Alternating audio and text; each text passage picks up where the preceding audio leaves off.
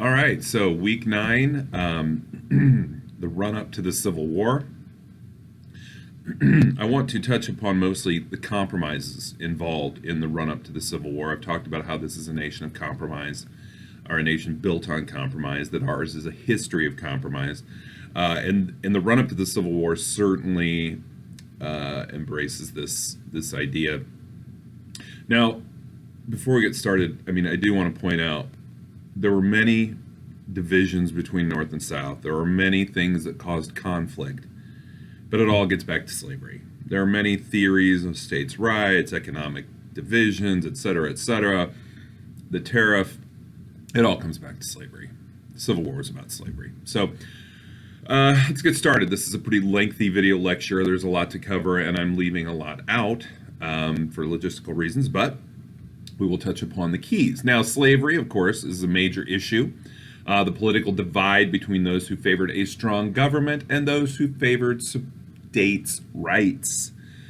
At the time, of course, Republicans, a brand new party when the Civil War starts, many of these compromises happened before the Republican Party is even established, but the Republican Party was established as an abolitionist party. It was established to get rid of slavery.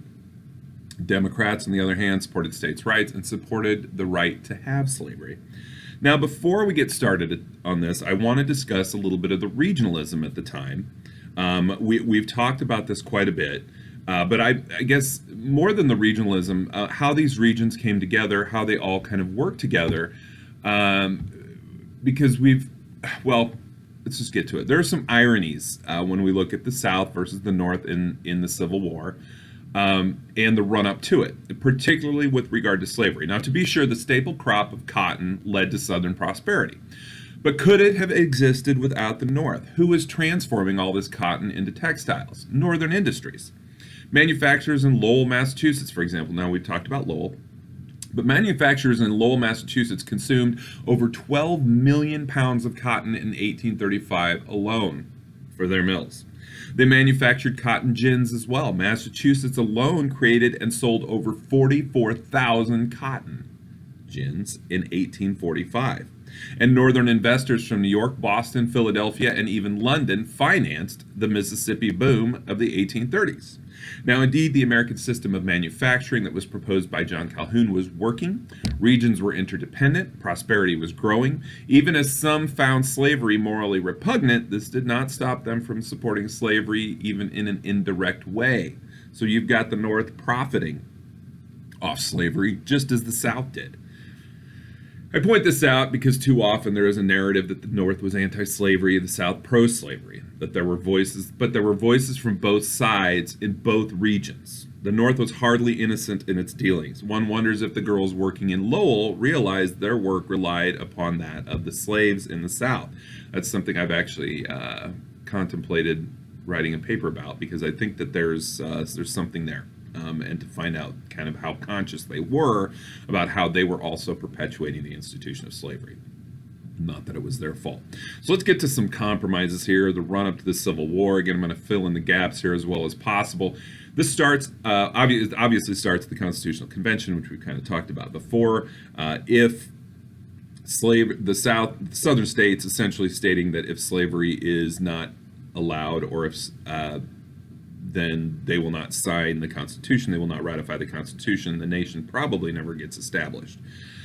So that's the first major compromise. We get to 1820, we have what's called the Missouri Compromise. Now, this is going to touch upon something we've talked about recently. But Missouri had petitioned to be a slave state. At the time, there were 11 free and 11 slave states. This is something, again, we talked about, this balance between slave and free. Congressman James Talmadge of New York proposed slavery be prohibited in the new state. If this were allowed, new states would have less rights than older states because they could not choose for themselves. So Missouri was ultimately allowed in as a slave state, but to balance that out, Maine was allowed in as a free state. Maine was a part another state up in the Northeast. They had petitioned to become a state. There was really no seriousness given to it until these senators realized, well, we can balance out the entry of Missouri as a slave state with Maine as a free state. So they carve out the state of Maine. Now, this is a compromise put together by Henry Clay, the great compromiser, another guy we've talked about at length. The key to the Missouri Compromise and why this will come up again is that one of the tenets of this agreement was that no slavery was to be allowed north of Missouri's southern border, 3630, or north of their border at the 3630 latitude, longitude. So keep that in mind because that is one of the keys that will come up later. Now let's skip ahead to the Compromise of 1850. Clay, Webster, Calhoun. These are three major political stars in the American arena, senatorial giants from different regions who had found a way thus far to keep the Union together through their many compromises. This would be their last effort, and it was specifically Clay's last attempt at establishing a legacy by keeping the Union together. Clay was of Kentucky, a western border state, Calhoun from South Carolina, the South, and Webster from Massachusetts, of course, the Northeast. These three had dominated politics since the War of 1812. None would ever be president, but collectively they had more impact than any president during this time, except for maybe King Andrew. Clay's work at compromise had kept the nation together through many tumultuous times in 1820 with the Missouri Compromise, as I mentioned, as well as the nullification crisis, which we talked about a few weeks ago, the Compromise Tariff of 1833, and in 1850 this would become another chance. Calhoun spoke of Clay. He said, quote, "I don't like Clay. He is a bad man, an imposter, a creator of wicked schemes. I wouldn't speak to him, but by God, I love him." This shows kind of the recognition of how important Clay was. Again, maybe not as personable of a guy as you might want, but a guy who figured out the politics of America very well. Now, what are the issues? California. Remember we talked about California last week. California was rapidly being settled. There were calls for statehood, but the state had few slaves because Mexico had prohibited slavery. The South was fearful of its inclusion as a free state, which would change the balance in the Senate. The House had already favored non-slave states. This would open the way for the North or non-slave states to dominate legislation and very much marginalize Southern states.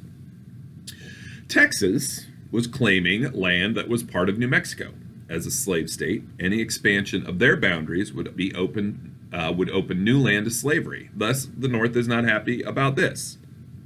The North was unhappy about the ongoing presence of slavery in the nation's capital, but the South would not let it go. Now, again, when I use these terms, I'm using them rather loosely. Northern free states, Southern slave states. Again, not everybody in the North was against slavery. Not everybody in the South was for slavery. And when we get to the Civil War, it's very important to use the terms Confederacy and Union because it was not simply South and North. But let's get back to this again. Many free states are unhappy. The ongoing presence of slavery in the nation's capital. Think about the hypocrisy of that. So Clay brokers another compromise. What is the compromise? California is allowed as a free state. Texas loses its boundary dispute with New Mexico, but receives $10 million. Congress makes no dictates on slavery in Utah or New Mexico. The slave trade is ended in D.C., but slavery is allowed to continue. And, most important, what does the South really get out of this? The Fugitive Slave Law. The Fugitive Slave Law required Northerners to return escaped slaves under penalty of law. The state of Massachusetts would nullify. Clay's efforts would initially fail, but the compromise was brought together by Stephen A. Douglas of Illinois. And who did he defeat to enter Congress? A guy named Abraham Lincoln. So before we get to all this, how this all comes together, first Clay would speak, then Calhoun, and finally Webster on the Senate floor. We had discussed Webster a few weeks ago, his willingness to sacrifice for the good of the nation. This was the speech, his 7th of March speech. He lost all political capital by calling for this compromise. Now, each of the three would be dead by 1852, but their legacies, both individual and collective, would be secured. The compromise would finally pass. It was not ideal, but it did keep the Union together through at least one more crisis. I do just very briefly, Daniel Webster, Massachusetts, ardent abolitionist, but he took to the floor and spoke for this compromise because he felt it was important to keep the country together at this time. Those in the North, other abolitionists, vilified him for this. Again, the Fugitive Slave Law being at the crux of this, as well as the fact that slavery is allowed to continue in the capital. The slave trade is ended, but it's allowed to continue. Webster speaks in favor of this, and again, this alienates him to many Republicans or future Republicans, and they would vote him out. He would lose his next election, and he would again kind of be marginalized for the rest of his life. And this is something that I think is important because Webster sacrificed his own future, his own political capital for the sake of the country. And there's some heroism in that. John Kennedy writes about it in his book, Profiles of Courage, actually. So again, the compromise finally passes. For many, though, again, the fugitive slave law is the most important thing to come from this compromise, and it escalated tensions to a point that civil war became almost inevitable. To be sure, the implementation of the law led many in the North to feel there was no turning back, that if the government was willing to mandate this, what could be next? If the government was willing to tell people who did not support slavery that they had to return escaped slaves under penalty of law, if the government said that, how far would the government go? One outcome of this law was a burgeoning Underground Railroad, led by black and white activists such as Harriet Tubman. The Underground Railroad evaded the law by taking runaway slaves directly to Canada. You can read more about that. Again, a fascinating part of this whole venture. So that's 1850. 4 years later, we have another major issue, the Nebraska-Kansas Act. Now, by the early 1850s, settlers and entrepreneurs wanted to move into the area now known as Nebraska. Hard to believe, huh? But they refused to do so until it was organized as a territory, as without this status, settlers could not legally hold a claim on the land. Southerners were in no hurry to grant Nebraska status as a territory. Why? Because it was north of that 3630 parallel. Thus, slavery would be outlawed there. So, Stephen Douglas, proposed the Kansas-Nebraska Act, or as I like to call it, the Nebraska-Kansas Act. He wanted to see Nebraska made into a territory, but he needed Southern support. So he proposed a Southern state, Kansas, which likely would support slavery. Underlying all this, is Douglas this altruist? Is he trying to be the next Henry Clay? Well, he wanted a transcontinental railroad built through Chicago, and these established territories were necessary for this. So this was a little bit about lining his own pocket.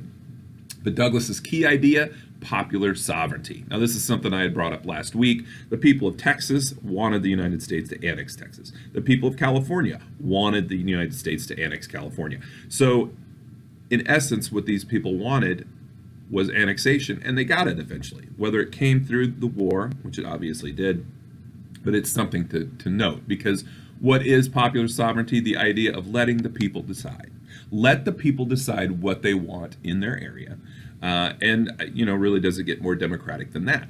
Obviously, there are major issues, but we'll get to that. Now, again, this was championed by Stephen Douglas based on his view that popular sovereignty, specifically in this context, that each territory should decide for itself whether or not it wanted slavery.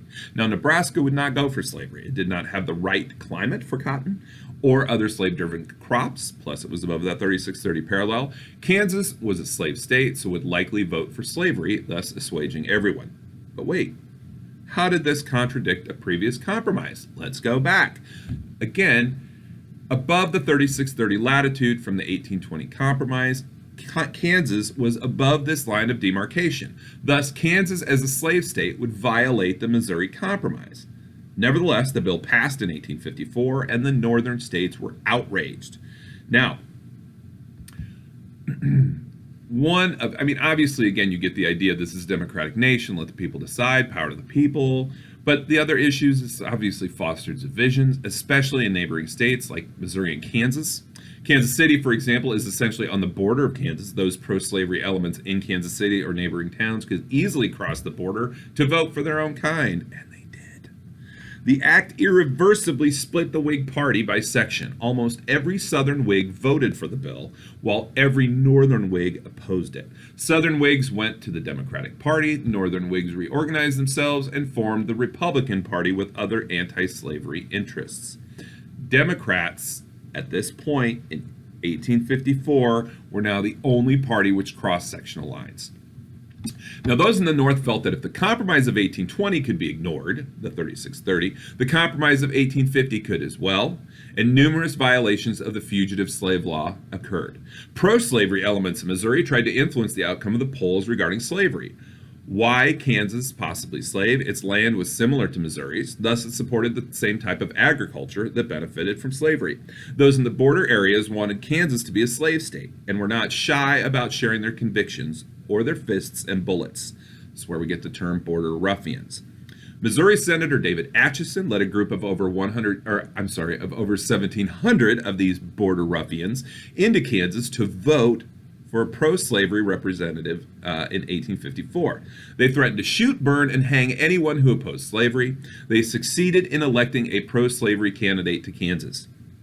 Now, the next step was the territorial legislature was to be elected, and almost 5,000 people from Missouri came to the state of Kansas to cast their illegal ballots. Anti-slavery forces, or what were known as free soilers, were the majority in Kansas, but they would be outvoted. There were 36 pro-slavery delegates to only 3 anti-slavery delegates elected in 1855. Now, this pro-slavery legislature in Kansas would pass a harsh slave code that included fines and imprisonment for simply expressing opinions against slavery. The death penalty would be administered to any individual found guilty of assisting slaves to revolt or escape, and it also legalized the border ruffian vote by not requiring voters to be residents in Kansas prior to voting, and it made the law retroactive to the preceding elections. Wow.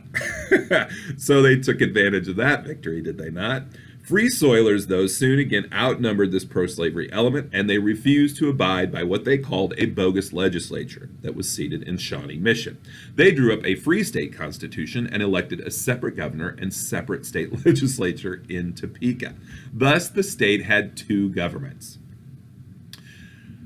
I bet you didn't know Kansas was this interesting. So, let's get to some of the other disputes that we have along these lines. First, let's get to the sack of Lawrence. Now, Lawrence was the center of the Kansas anti-slavery movement. It was named for Amos Lawrence, a New England financier who provided aid to anti-slavery farmers and settlers. But these abolitionists did more than provide money. They also shipped boxes of rifles. These were called Beecher's Bibles. These were sent to anti-slavery forces. The name came from a comment by Henry Ward Beecher, an anti-slavery preacher, who had remarked that a rifle might be more powerful moral agent on the Kansas plains than a Bible. So again, you have a preacher saying, no, these guns might be more important than the Bible in Kansas. It lets you know the conflict, the tensions, what all's going on there. The president at the time was a guy named Franklin Pierce. He refused to step in to resolve the election, partially because he was on his way out and he preferred to simply kick the can down the road, which is what many politicians did at the time. In 1856, Judge Samuel LeCompte demanded that members of the Free Soil government be arrested and indicted for treason. After all, they were not the rightfully elected people, right? So on May 21st, 1856, a posse of over 800 pro-slavery men from Kansas and Missouri rode into Lawrence and arrested members of the Free State government. There was no resistance from the citizens of Lawrence, but this was not enough for the pro-slavery folks, who proceeded to destroy 2 newspaper offices as they threw the printing presses from the Free Soil newspaper into the nearby river. They burned and looted homes and shops and aimed their cannons at the Free State Hotel and smashed it into oblivion. The town of Lawrence was essentially destroyed, left in ruins. Republicans introduced bills to bring Kansas into the Union under the Free State government. Democrats tried to do the same with Kansas as a slave state. Neither party could get enough votes. So you see, these tensions continue to escalate, and this leads to direct violence in Lawrence. Now, the sack of Lawrence, Republicans would use this for propaganda purposes, as it outraged those in the North. Some historians argue that the Kansas-Nebraska Act and the resulting violence from it spurred abolitionist sentiment more than anything prior in the North, that this act had more to do with the beginning of the Civil War than anything else. Notably, this would not be the only violence we see in Lawrence associated with slavery, as notorious border ruffian James Quantrill would lead a raid on the town in 1863 during the Civil War, which left over 150 dead and 200 more buildings destroyed. Tense area. Now, the town of Lawrence today, quite proud of its free status. I did some graduate work there. There's the Free State Brewery, the Free State Hotel. One of its bones of contention in a rivalry between the two states is that Kansas considers itself on the right side of history, where those heathens from Missouri practiced and promoted slavery. So again, this rivalry continues today over 150 years later. Let's get to one other guy who brought some violence to the area, and that's a guy named John Brown. His initial bout of fame as an abolitionist. Now, Brown was a devout Christian who found slavery immoral and unthinkable. He was just mentally unstable enough to take action on his own terms. He was the father of 20 children. He settled in Kansas specifically to wage a war on slavery. A few days after the sack of Lawrence, he would begin his war. Now, his problem, he was upset. He was angry that folks in Lawrence had not stood and fought the pro-slavery forces. This turns me to it, quote, "All it takes for evil to triumph is for good men to do nothing." So Brown is upset. These people in Lawrence don't do anything about it, and in turn he called on them to fight fire with fire, and that they must, quote, "strike terror in the hearts of the pro-slavery people." On May 24th, he led the Potawatomi Massacre, setting out after dark with 7 others. They called themselves the Army of the North. He entered the pro-slavery town of Potawatomi Creek. Armed with rifles, knives, and broadswords, the Army of the North stormed the houses of the enemies, one by one dragging helpless victims and hacking at their heads with their broadswords. When they were unable to find one individual who they had specifically sought, they decided that they would just kill his 2 sons. In the end, 5 victims were dead at the hands of Brown and his army. This outraged the South. Federal troops sought Brown and his comrades, but they were unable to find him. They did arrest 2 of his sons who had not been with him. Border ruffians burned the Brown homestead to the ground, but Brown got away. He traveled north, where he was treated like a cult hero. Rather sickening. He would, of course, reemerge in 1859 with his attack on Harper's Ferry in Virginia. But by the end of 1856, it's notable that over 200 people had been gunned down in Bleeding, Kansas. Property damage reached in the millions of dollars. Federal troops would finally be dispatched to put down the fighting, but even they would not succeed. In a way, Bloody Kansas, or Bleeding Kansas, would serve as a prelude to what would begin only 5 years later. But oh wait, that's not it regarding Kansas. The Crime Against Kansas speech, given May 19th and May 20th, by Charles Sumner. Sumner was a senator from Massachusetts. He was a rabid abolitionist. He was not a nice guy, and he was known for being offensive and starting conflict. Now, his anti-slavery stance, very good, very noble, but again, his actions, his verbiage, not so noble. So let's get to this Crime Against Kansas speech. Sumner attacked Douglas and a senator, Stephen Douglas, and a senator from South Carolina named Andrew Butler for the Kansas-Nebraska Act.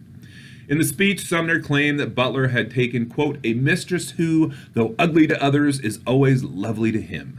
Though polluted in the sight of the world, is chaste in his sight. I mean the harlot slavery." He also stated, quote, "not in any common lust for power did this uncommon tragedy have its origin. It is the rape of a virgin territory, compelling it to the hateful embrace of slavery, and it may be clearly traced to a depraved desire for a new slave state, hideous offspring of such a crime." Now, the sexual imagery was not coincidental.